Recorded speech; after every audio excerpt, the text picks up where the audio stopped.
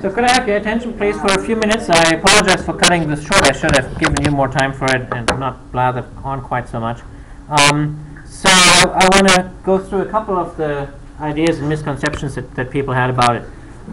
So the whole idea of this lab was to take kind of a typical homework assignment that when a student first looks at it, they're going to say, oh, what the heck am I supposed to do? I am so lost.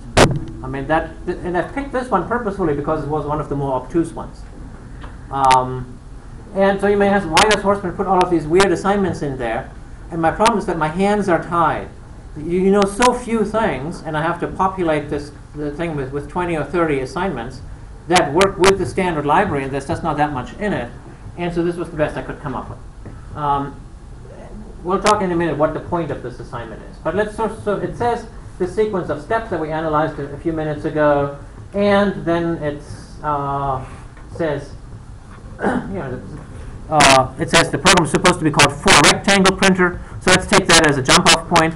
Let's make a new class for rectangle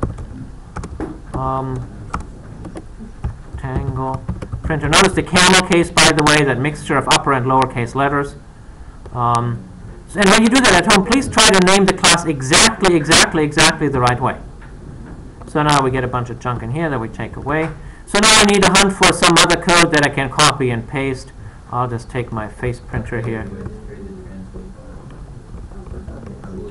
And so then I just take this stuff out. So now I have an empty shell where I can start working. Oops, I have to call this one for rectangle printer.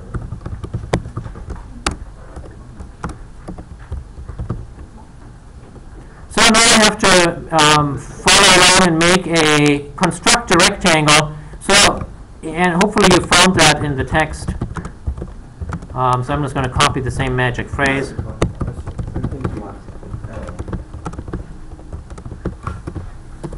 And now I'm going to print it.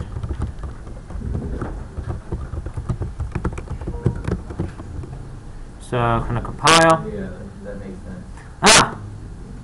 Cannot find symbol, class rectangle. What happened? Import. I have to import the thing. How do I know what to import? I know it because I've been doing this for 15 years. But you would know it because you would look it in the book. Okay, now it works. Let's run this thing. No, that's not what I want to do. Oh, yeah, main.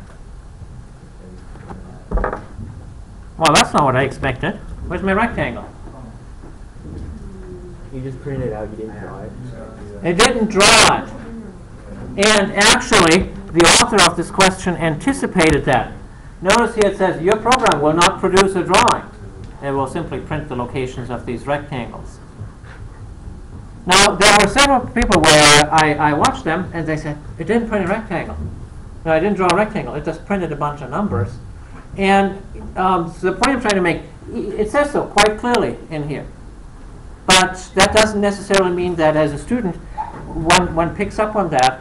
And it's really important to run these experiments, to just write kind of a short program that does something. In this case, it just gets you barely started, because that can invigorate your imagination. Now you can finally see, oh, that's what it's doing. If you first try to plan out everything and then start coding, you might not have that insight that, oh, what you're actually supposed to be doing is printing a bunch of numbers. So next it said you should call translate. So,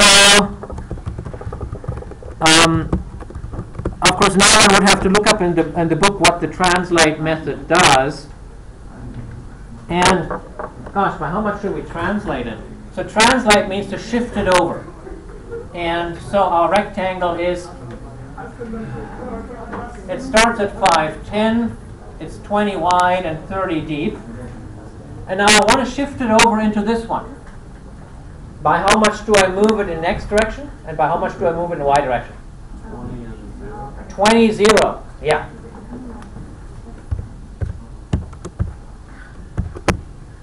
And so I only knew that because I had drawn this picture. And so it's really important that you take out your piece of paper and you draw the picture and you put the numbers on there. All right, so now I'm going to run this program.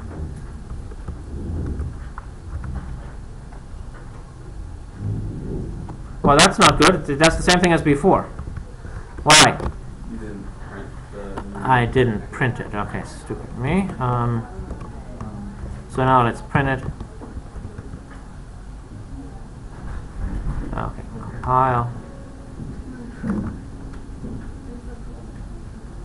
And now it prints two numbers. And now, of course, one would have to kind of carefully look that those numbers are right. And I'm going to skip that step in the interest of time.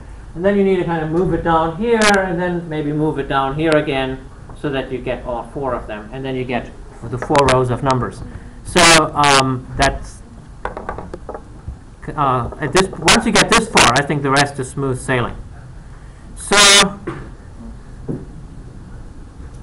what was the point of this exercise? What did you do? What does it show? I mean, it sounds utterly stupid to just print these numbers.